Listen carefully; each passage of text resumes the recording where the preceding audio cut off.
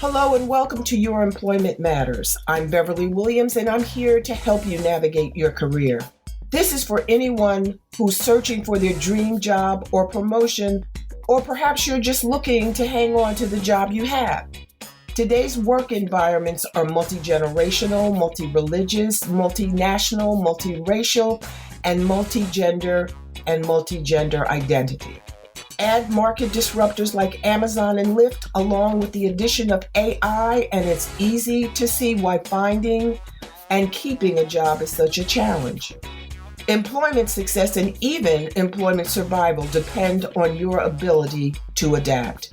That's why my goal for this 30-minute podcast is to first advocate embracing change and differences, and second, to encourage you to proactively assume responsibility for your career. Get your work week off to a good start by listening to Your Employment Matters every Monday.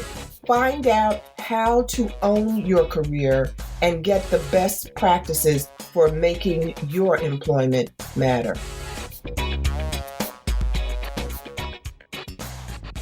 You know, I've hosted this podcast for over a year, and my journey confirmed what I suspected.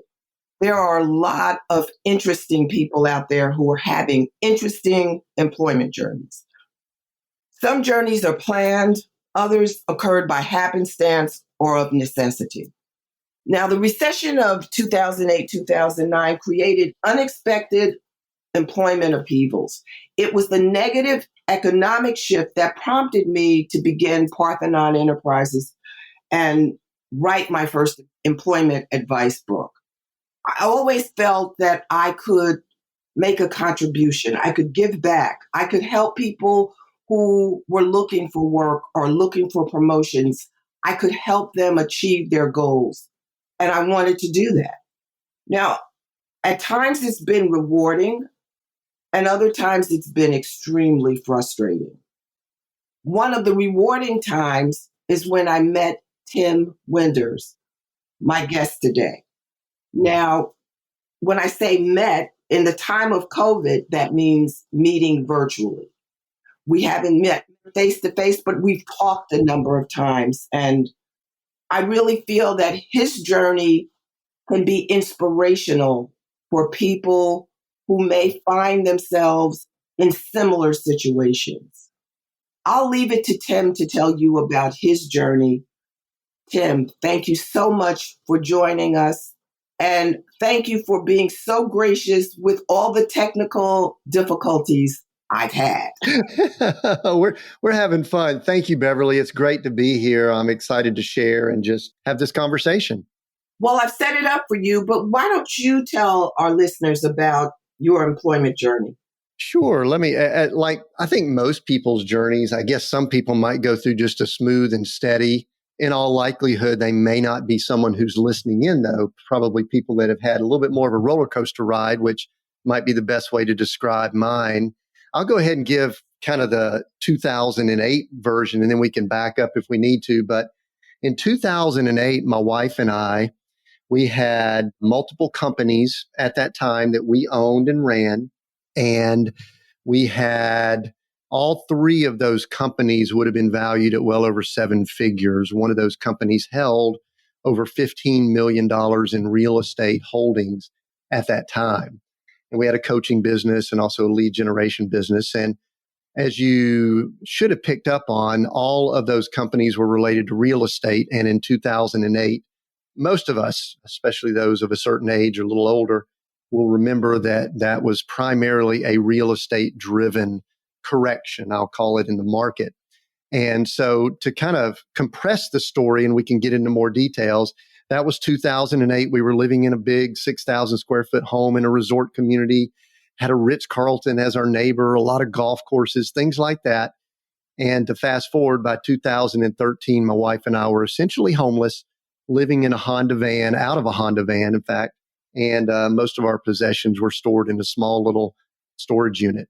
And we have essentially been traveling and nomadic ever since. Now, to bring people up to speed, we now currently are probably in better shape financially than we've ever been because we still lead a pretty simple life and we still travel. We live, travel, and work full time in our RV we named Theo. But I think most people can realize, and you could ask some more questions, Beverly, to get more details, but that's been pretty up and down. And that doesn't even go back to my beginning when I came out of college back in the late 80s. So how's that for giving a little bit of my employment journey? Well, that alone is enough to get people's attention and wonder how you recovered. What did you do to recover? I mean, not only what did you do to recover financially, what did you do to recover emotionally? Because it had to be devastating emotionally in 2008, 2009, when what you had acquired just disappeared, for lack of a better word. Well, yeah, disappeared is a great word because it did. I mean, we were living in a house and we lost it. We had companies that went bankrupt. We had a lot of possessions that we gave away, got rid of, sold, whatever you want to say. And I think, Beverly, it's interesting. My wife and I have had this conversation many times. And I do want to emphasize for those listening in, because many times these situations take not a toll just on an individual, but they take a toll on a family. They take a toll on relationships and marriages and relationships with children. And I am still married and have been married over 32 years to the same woman, my wife, Glory. And I appreciate her sticking with me, and she would say me sticking with her. One of the things we say about this situation, Beverly, is that we would not wish our journey on anyone because emotionally it was very painful. Now, there's things that we lost in items and things like that, but all of those things are replaceable. But our soul, our very being, the fiber of who we are, our identity, how we look at ourselves when we look in the mirror, those things are difficult to replace. We could replace a house. You could replace a car. You could replace stuff, computers and technology that we were talking about earlier before we flipped on the microphone. But you can't replace what you see when you look in the mirror. And one of the things that I recognize, Beverly, is going back to the early 2000s, even into the 90s. I was probably one of these guys, and I will now admit this, that I would have been considered not just confident in my ability and my skill and my technical expertise, but then also my ability to communicate and do certain things. I felt pretty good about myself, probably to the point of being arrogant at times. And so I am not saying that from a spiritual standpoint, this happened to me to humble me, but I will say that humility is something that I'm hopeful that I gained from the entire process. And I have much more of a heart for interacting with people that have been through challenges now that maybe I didn't prior to 2008. I have much more compassion for people that went through struggles this last year when many companies, businesses were shut down during a worldwide pandemic.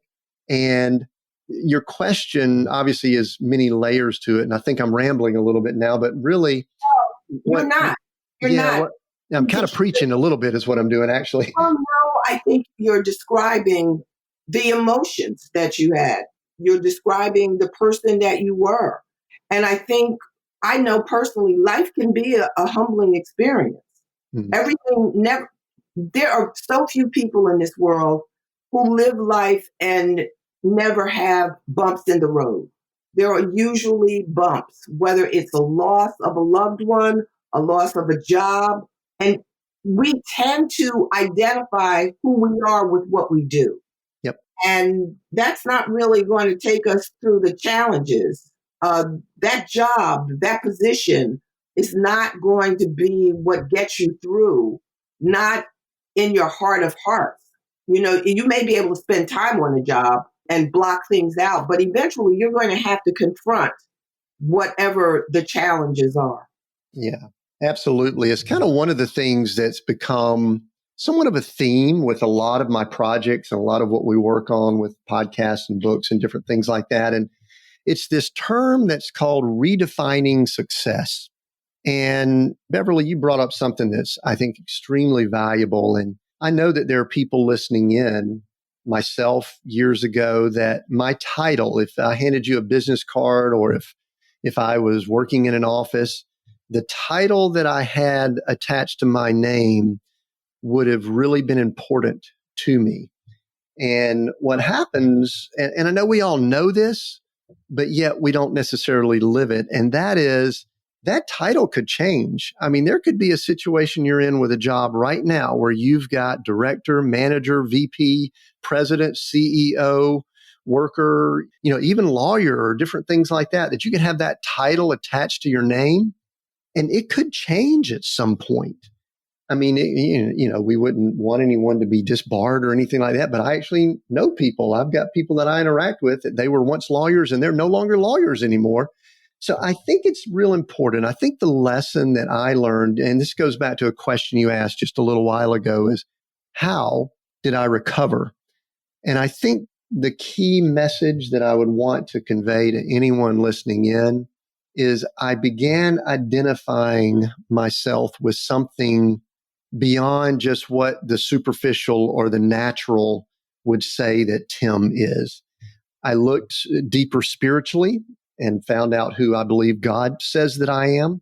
I found what my skills were, what my talent was, what I think my assignment and purpose is from a bigger standpoint in life on this earth. And I think that began defining me more than just, do I own these companies valued at X amount of money? Do I have this title attached to my name? Do I do this every day? I mean, sometimes we get attached to what we do every day, and definitely it doesn't have anything to do with the stuff we own or anything like that. So, Beverly, it's really all about redefining what success is. And I'll pile on just a little bit. I think the biggest challenge that most of us in what we'll call first world, let's just say our cultures, essentially, we have our basic needs taken care of. We've got food, we've got shelter, we've got clothing, and we probably have more than one TV. We probably have more than one vehicle. We've got roofs over our heads that are probably not just a shack. They're probably 3, 4, 5 bedroom homes. We're well taken care of for the most part. I think what we really do is we define success by looking around at other people and comparing.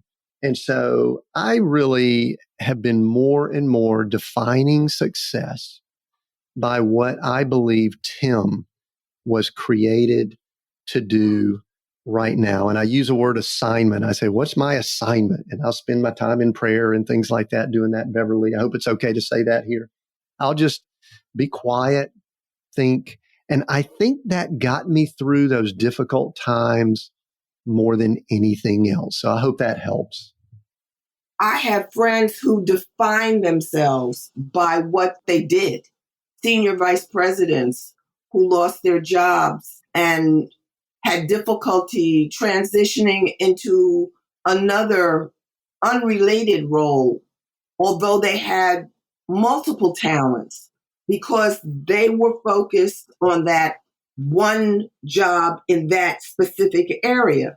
And it was so distressing to me because the transition, I believe, would have been so successful because of the talent.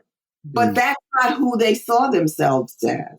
And in fact, the name of my book is Your GPS to Employment Success: How to Find and Succeed in the Right Job.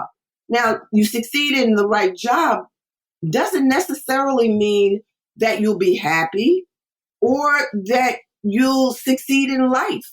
That's just one facet. So we're multifaceted individuals. We're not a one-trick pony. And I don't think people realize that. There's more to us than just the job we do, no matter what that job is. But when you lose it, it's like in fact, I remember specifically in 2008, 2009, one of the reasons I began my company was because I saw grown men on television in suits and ties crying because they lost their job and couldn't find another one. Because not only was the real estate market maybe the catalyst for the economic upheavals, companies were, whatever the nomenclature, right-sizing their organizations. They were delayering and taking out middle management employees. And that meant that there were people who had been executives who were no longer employed and were having difficulty finding executive roles because they no longer existed, even in other companies. Because remember, the driver in a profit making organization is profit. And when you have shareholders, it's shareholder value. So if you take out a layer of high earning employees, it helps your bottom line. And a lot of businesses did that in 2008, 2009, some of necessity, some because they figured out that was a way to generate shareholder value, increase the stock price. So to your point, it's something that we need to think about. Who else are we? It moved me. And I said, I saw one man get up every morning and go have breakfast with his wife, put on his suit and tie. He went to the library to use the computer, and he would go through all of the job sites, the job board sites. And I was like, no, you need to go and talk to people. He had not even told his pastor that he was unemployed. Mm. You have to tell people that you need help. You can't be proud. It's not a time for pride. Pride goes before a fall. You need to tell people that you need help, and you need to present yourself in a fashion that makes them want to help you. And as far as arrogance is concerned, that's not something that goes along with that projection. Something you just described, Beverly, kind of triggered something. I think it was Elizabeth Kubler-Ross that wrote the book on the different stages that we go through when there's a death. And one of the things that I think this is truthfully what happened also when we saw a pandemic, there was variations of this where there's denial, then there's anger, and then there's a few other stages, and then there's acceptance. And one of the things you just said when describing the man who still got dressed up, went to the library, acting like he worked, was there's some degree of denial. And I know I did that because I had this conversation often with myself that I couldn't believe that I was in the situation that I was in, that I couldn't make payments on my house, that, we were moving towards losing this, that my family and all, what was I going to do? And, a lot of it still had a big relation to comparing to others. It's like, what are other people going to think? Well, truthfully, this sounds harsh. I've gotten to a point where I don't really care what other people think. It really doesn't matter. I'm not being harsh towards other people. I'm mindful of other people, but what they think about me and what they think about you or what I think about you. I mean, when we want to have compassion for each other, but I'm not going to live my life based on how well I'm impressing or looking good or whatever in front of other people. And I recognized that that was something that was driving me. And I needed to purge a lot of that. I needed to purge a lot of materialism because I recognized that, where I lived, what I drove and things like that had become important, how I dressed and all of that. I think I've purged all that. And you know what it does, Beverly? This is kind of interesting, a little bit of a sidebar, but we are able to make, I think, better decisions when we're not running all of these things through our mind. Like, just for example, if I'm sitting here and I'm considering where I might live or what I might do, I don't need to be sitting here going, I wonder what Beverly's going to think. Now, if you're in a counselor role with me and I'm looking at you as a coach and all, because I'm a coach, I would say, Beverly, what do you think if you're one that's kind of mentoring or helping me? But just in general, if you're a peer or someone who's like a family member that might be a little bit judgy and things like that, I don't really need to live my life trying to impress things upon you. I think that many of us have made the mistake of trying to live our lives based on what other people think. And when we do that, it makes difficult decisions. We take a job that we shouldn't take. We start a business or do something in business that we shouldn't do. We buy things that we shouldn't buy because we're trying to impress upon other people. And it sounds harsh at times, but I just have kind of gotten to the place. I mean, listen, my wife and I, we live a totally different lifestyle. We live in a 39-foot RV. Now, it's a motor coach and it's nice. I'm not driving around in a, old beaten down vehicle or anything. It's real nice if I were to show you pictures of it. But we do things different. When the pandemic hit, we looked at each other and we go, I wonder if this is why we live already a pretty, socially distanced life. We live in our own house. We drive around and we can go places where there aren't many people because we're on wheels. It's just really part of looking around and evaluating how you make decisions. Are you in a role? Are you in a work role? This is an important one, Beverly. I'm bouncing a little bit, so you No, can interrupt on it. Are you in a work role because it's what mama and daddy wanted you to do? Now, listen, I do believe we need to listen to our parents and honor our parents. But if I'm from the South, so I'll use a little bit of vernacular, but if mama always wanted you to be I'll just use doctor, for example, and you went and studied to be a doctor, and now you're a doctor, but it is just not the role that you should be in, then why are you a doctor? And why aren't you something else? Why aren't you, a guide out in a national park leading people on hikes? There are roles out there that you can fill. And I think our goal is to find that match. And I'll just speak to someone who might just be in a role right now. I think the latest statistics I read, Beverly, I think we talked about this the other day, is 40% of people right now are actively looking for another position. Now, some of them need to stay right where they are because they just need to buckle down and work harder. But some of those people, the pandemic gave them clarity so that they know that they're probably not in a role that's a good match for them.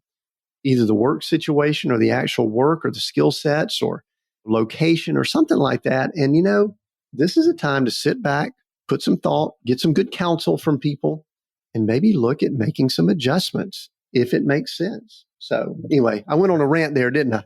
No, you're right, but it shouldn't be a knee-jerk reaction. Nope. It should be well thought out and, to your point, discussed with people who can help you make informed decisions that won't land you in a worse situation than you're in now. Everybody doesn't make good decisions. We know that. But right. If your decision making is not your strong suit, hopefully you can access people who can help you come up with the right decision for you going forward. I always say, don't leave your job until you have another one. And don't expect the grass to be greener where you're going. Hopefully it will be, but that is not always the case. Yeah, I mean, it's, one thing that's important there, if someone is bounced around time and time again, and every time they go somewhere, the boss is always out to get them, and they've done it 3, 4, 5, 6 times, then I think they need to start looking at the common denominator and all that. And the common denominator is the face they're looking at in the mirror. Exactly. And listen, everybody's got situations. I'm not saying if there's something going on that you don't need to report it or do things like that. But if you have someone that's treating you poorly 1 time, 2 times, 3 times, 4 times, then it could be time to maybe evaluate, what are you doing? I hope this comes out right. I want my heart to be heard here. But what are you doing to possibly attract that? Is there something that you may be doing to stir that pot? I used to joke years ago, this was before I was a little bit of a softer person, but I used to say there's some people that are just walking around and they're in a fence waiting to happen. They are just ready to be offended by something. Yeah. And so don't be that person either. I think this is what I've done a lot in ministry. So a lot of my work has some spiritual terms. I think that we need to evaluate things on whether it's a blessing or a burden. In other words, is your work, is it a blessing to you? But in the same light, are you a blessing to your work and the people around you? Because it really, blessing begets blessing begets blessing. If it's a burden to you, then you may want to consider looking around. But if it's a burden everywhere you go, then it could be that you're the one causing that. So anyway, hopefully that'll be helpful to someone. Yeah, I mean, we're rarely objective about ourselves, but a self-assessment is not a bad idea. If you can do it objectively, it's almost by definition not objective. But once you do it, Run it by people you trust, whose opinion you value, to see whether they agree with what you've concluded. And there's some online resources that you can use. The cost is either there's no cost or maybe minimal. You can do a not a deep dive, but you can get some idea. But people who are talking about, oh, I don't want to go back into the workplace now that people are vaccinated, be careful, because even if your employer says, oh, sure, you can work from home, we'll do a hybrid, or you don't have to come in at all. In a month, you may find that they tell you that they've moved on and that they've eliminated your position. And you Yeah. don't want to find yourself in that position unless and until you're ready to move on yourself. You want to control your employment journey to the extent that you can. And that's one of the ways you can do it. Don't say you want to leave. Look around and see whether you can find another job. And then if you can't, and you think that you're valuable to the company, and I don't mean you're curing cancer, but you're doing a good job as reflected by your performance reviews. Now, whether you believe it or not, and whether you agree with the performance reviews, those are going to be the records. So if your performance reviews are excellent or very good, they may be willing to let you work from home. But if you've only been satisfactory, they can likely find another satisfactory performer to replace you, or someone who will perform at a higher level. It's just a thought, because a lot of people are thinking that they're in a position, they have leverage when they don't. This is my opinion. Yeah. And one of the things I think we see, and I know Beverly, we've talked about 2008, we've talked about, the pandemic, and I could even go back and talk about 2001, the downturn.com. I could even go back. I was about to graduate college when we had the correction of 1987. That's dating myself, but we're always going to be going through cycles. And see, sometimes people they forget about history. And right now, because of just the nature of what's gone on in the last 12 to 18 months, most employees do have a little bit of leverage. And that's not a bad thing. I mean, I think it's probably a cycle. But I can tell you 24 months from now, we're probably going to be having a different conversation. As they say, no doubt. Yeah. And so there's going to be cycles. And listen, one of the things that I believe to be true, and I think you brought it up earlier, there was a book I read, and it might have been in the early 90s. And this could be a very dated book, but I remember the name of the book was You Incorporated. And I think I did some training when I was at the Leadership Institute at Bell South on this, but we really were attempting to get people thinking about themselves as like a mini company. And Exactly. what they did when they came into the workplace was they brought their skills, they brought their talents, they brought their mindset, their attitudes. In return for that, they got compensation, benefits, all of those things. But there may come a day that agreement may not need to be there for one reason or the other, for one party or the other. And so You Incorporated might go somewhere else, because we were in a corporate environment at the time where there were people that had worked in that corporation for 10, 20, 30, 40 years plus. And so we were attempting to get them thinking in terms of, you may not always work for this company. And so, Beverly, one of the things that I always encourage people to do is always be working on your skill sets, always be working on your communication skills, always be working on your mindset, your attitude, always be looking around and saying, what is out there?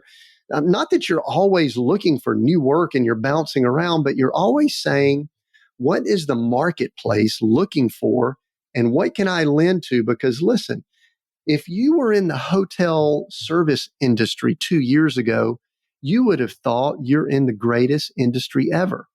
Well, right now, that industry is going through incredible upheaval. I'm venturing to say that they will have a third, if not even less, of the employees that they once had. And you would be needing to restructure, redefine yourself, whatever it is. And so I don't want to say you want to live in fear that you're always going to have to do that, but you need to operate with wisdom and say, about every 7 to 10 years, there's a cycle that we go through with the economy. And I want to kind of be ready if for some reason it cycles through my industry. Just prepare and think ahead and and read and study and look at things and don't get complacent and lazy. I think that's one of the big things we should share. Tim, you just promoted my book because that's the thing. You've got to stay on top of things. I was watching a PBS documentary and a robot was flipping burgers. I said, okay, this is serious. Anyone who's not paying attention to artificial intelligence, robotics, it's going to change the way work is done. It's changed already.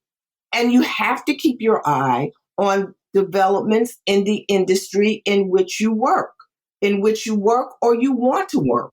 To your point, always learning, always improving your skill sets, improving your marketability. You want to be prepared for an opportunity when and if it presents itself, because it may not come again. And if you're not ready, you're not heard to complain. But people don't, once they get a job, it's a sigh of relief. And they go back to doing things the way they did before. The other thing I suggest strongly, if you have a network that you use to help you get a job, to make contacts with people who could help you get work, when you get a job, don't forget those people. Check in with them periodically. Don't only contact them when you're looking for work or when you need something or want something. Stay in touch with them. I have a friend, in fact, she did a podcast for me, Dr. Julie Lane Haley. We went to undergraduate school together. That's the most networking, staying in touch woman I have ever met in my life. She stays in touch with everyone that she's connected with over the course of her life. And if I don't hear from her, I call her because I think something's wrong. And that's the way she stays connected. She always has a job. She always has work. And if anyone listening, please go to Dr. Julie Lane Haley's podcast. And I'm telling you, she has some good advice for you. I guess my rant is over. So, Tim, if you had it to do all over again, what would you do? Would you do anything differently? Beverly, that's a great question. It kind of goes back to what I said at the beginning, that my wife and I, we would not wish our journey on anyone, but we're so thankful and grateful for the people that we are now. I've asked myself often, I wondered if I would learn the lessons that I learned any other way. One of the things that I say often, and I think this is accurate, I've got a lot of personal data and also data from clients and people that I interact with to kind of back this up. But I really do think that people go through serious change, like real change in their lives, one of two ways. The first way is they make a choice, they do all the research, they focus, they put some focused effort into making a change and adjustment in their lives. The second way that people change is some form of a catalytic event forces them to change. They have a health issue, they have a death in the family, there's a worldwide pandemic, there's a recession, they lose their job, they go through bankruptcy, something like that. I'm a guy that I've always been personal development, leadership, working as a coach, all of those things. So I would think I would be one of those guys that would do the first one. But the way I've made my biggest change in my life is this that was forced upon me. And, I'm not trying to play victim or anything like that. I don't think the 2008, 2009 recession, downturn, whatever we call it, was all about Tim kind of finding himself. But I do know that that God was able to use that and get my attention so that I could adjust some things. And so I would say I wish I would have done a few things differently. And it goes back to something you said earlier, Beverly. When we started going through our struggles in '08, one of the things that I recognize now is that I was dealing with a lot of shame, probably some guilt, a little condemnation, some stuff like that. And so I began disconnecting, and I'm pretty much a networker type myself, but I didn't reach out to people in '09, 10, 11, 12 like I typically would have. And I realized that I disconnected myself. And I needed to be communicating with people. I needed to be vulnerable and letting people know. I said, listen, we're going through a tough time. Is there anything that you got that you can say or encourage or help out or whatever? I just didn't want to do that. And again, I think a lot of it was shame. And so, Beverly, one of the things I learned from that a year ago, March March 2020, when, our country in the United States went into lockdown, I told my wife, I said, this is going to be fairly catastrophic. I sense this. There's going to be some real difficulties and challenges. We were first told we're going to lock down for 2 weeks. And, Right. I think anyone with any wisdom says you can't shut down an economy for 2 weeks, 2 days, 2 months, 2 years, whatever. You can't shut it down and there not be repercussions. And so I kind of saw that it was going to ripple. And there's ripples we haven't even seen yet that are going to still impact people, some in a positive, but a lot in a negative way. So people need to be mindful of that. But Beverly, I got on my text and I've got threads with people that I interact with once every month or two or whatever. And I got on social media and, direct messages and things like that. And I just started to reach out to people and I just said, hey, Joe, I said, this is Tim. We haven't talked in a few months and I just want to see how you're doing. Checking in. Are you doing okay? And I would just be doing that with all types of people, checking in. How you doing? How you doing, Beverly? You doing okay? Is everything fine with you? And I would do that with, clients, former clients. We had some clients that took big hits during that time. And so, Beverly, the thing that I learned probably that I hope that I've done better is to do what you were just talking about with Dr. Julie Lane Haley early. And that's just to stay connected to people, never disconnect. I think that's bad for our mental health. I think it's bad for other people's health. I think people need each other. And we need to be mindful that everyone is going through something. Even when times look great for everyone, there's probably people out there that are going through some tough stuff. So keep that in mind. No, that's a really great point. You've given career advice. As I said, it's exactly what I write about. Other than that, in addition to that, I should say, do you have additional career advice for anyone listening?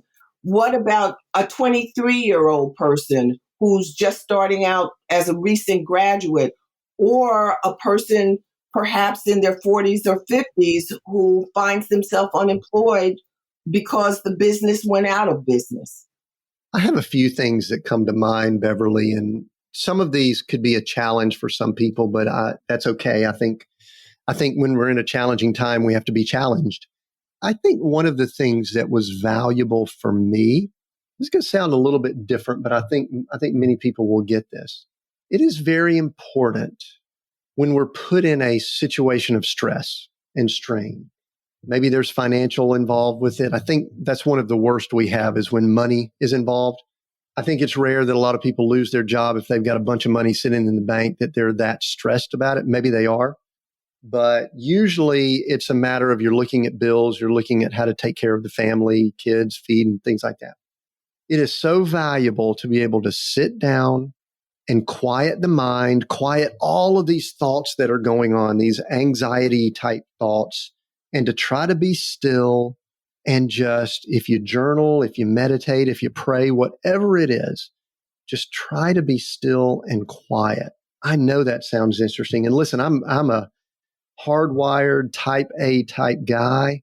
And I know many people listening in are, and it is difficult to do that, especially in today's world where you have to put down the phone, the computer, or the iPad, all the other, the streaming services, everything. You need to clear all that stuff out so that you can get some clarity in your mind. I'm hopeful that one of the things that's happened in the last 12 to 24 months, 12 to 18 months with the pandemic is that many people have gained some clarity on what's important and what's not. Is it important to go out to eat 3, 4, 5, 6, 7, 8, 9, 10 times a week and eat out? Or is something that's more important to, have a meal at home where the whole family sits around the table and you have no devices or anything and we just sit and talk? I think a lot of people were forced to do that while there was a pandemic. You couldn't go out to eat, right? Right. And so I really, and really the thinking and the quiet is leading to the bigger picture item, which is clarity. I think our big challenge that all of us have on this earth, Beverly, is to have clarity on what our assignment is here and what we're to be doing.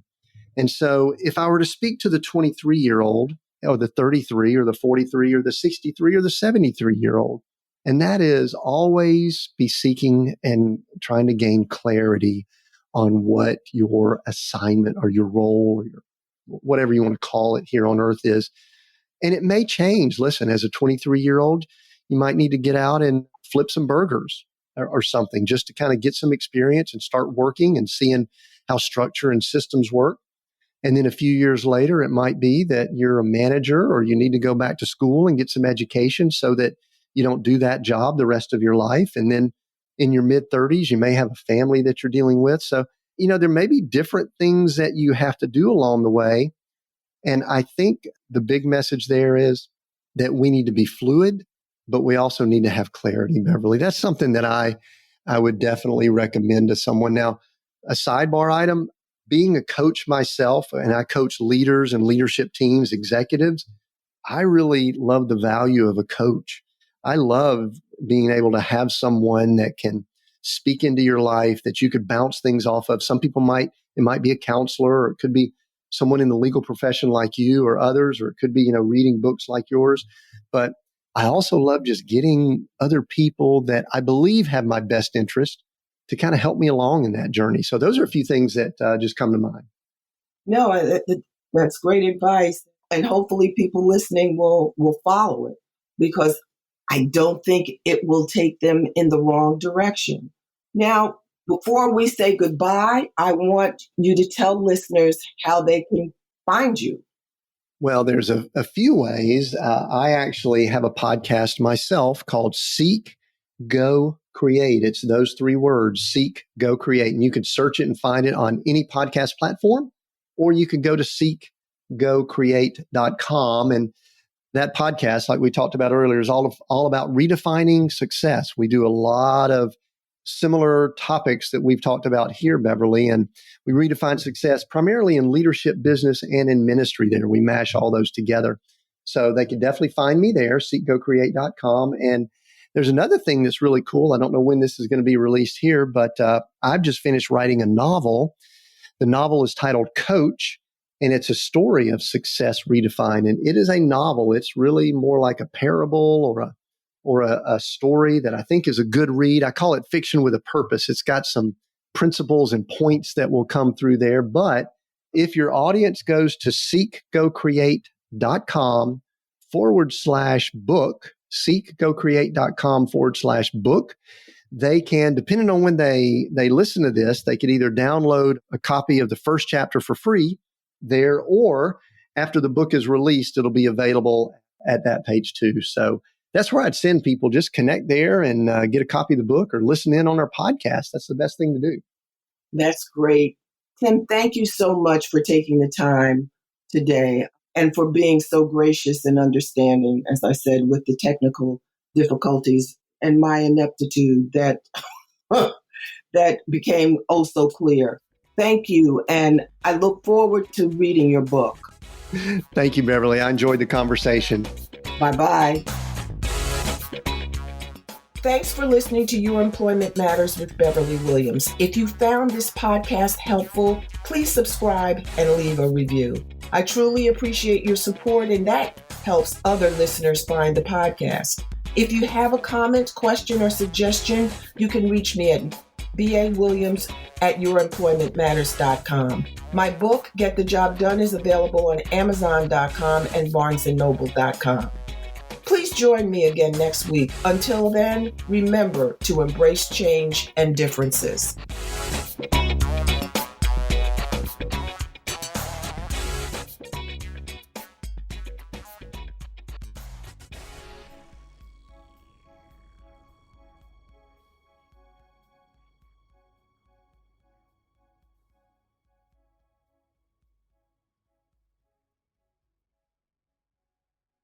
This podcast is part of the Sound Advice FM network. Sound Advice FM, women's voices amplified.